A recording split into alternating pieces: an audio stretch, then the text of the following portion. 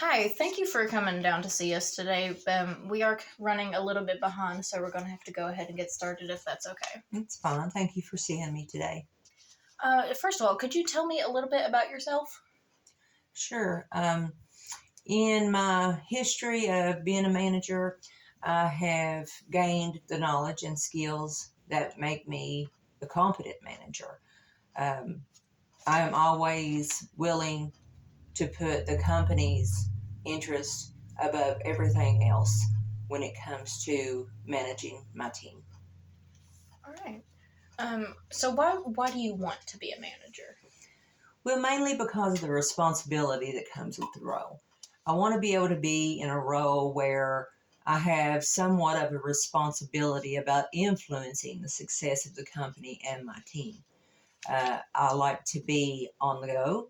I like to I like to see progress in a job that I have delegated to somebody, and if it's in the best interest of the company. All right. What do you feel are the most important qualities a manager needs to possess?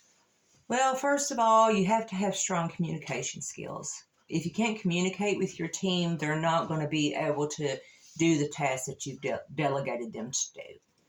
You have to be upfront and clear and concise about what you want them to do. Uh, you have to build a strong relationship with your team. If your team cannot trust you, if your team cannot communicate with you, their job is not going to be up to par, and neither is mine. Um, you have to be able to make decisions quickly if a problem occurs. So being able to make fast decisions is also important, and um, having strong leadership and organizing skills. Okay. Can you tell me about a time that you led by example? In my past managerial role, I worked as a manager in a shoe store, and we had a big shipment order come in for a children's home. They had to have 150 pairs of shoes boxed and shipped by the end of the day. We were short an employee. She didn't show up for work, and we had to figure out a way to get this order out by the end of the day, just like we had promised the client that we would. I delegated tasks to each person. One person would pair the shoes, one person would help box the shoes, and then I would ship the shoes and put labels on the boxes and to make sure that we got that shipment out by the end of the day, like we said that we would. All right. Okay, so how would you personally handle conflict between like a team member if that did occur?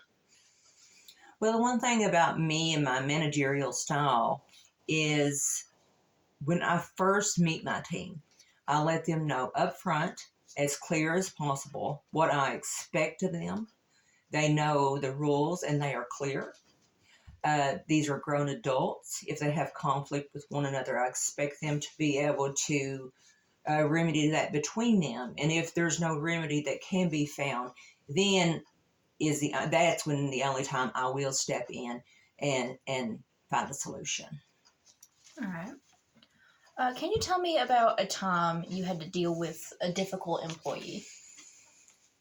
Also, in my last managerial role, when I was first hired on, I had an employee who always acted a bit mopey, lazy, sort of.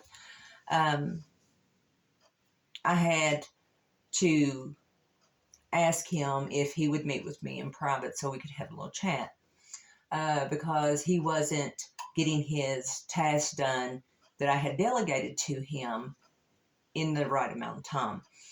Um, I asked him how long he had been working for the shoe company, and he said that he had been there for a little over a year. And I asked him if he liked his job and what he saw his future as with the company.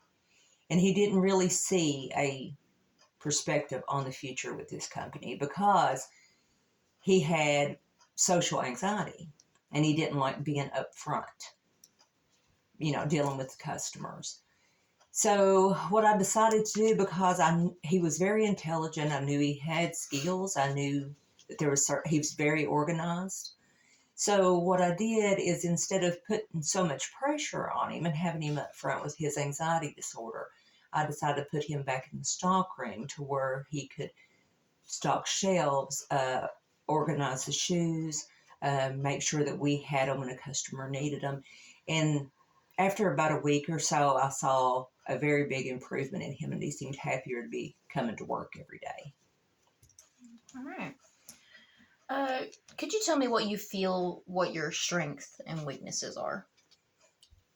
My strengths would be that I'm very upfront and to the point. I'm very direct and clear about how I want a job done. And it's all about getting the job done with a purpose to forward the company's progression. I am very strong-willed. I want a job done when I asked it to be done. I have great communication skills. I like to talk to people.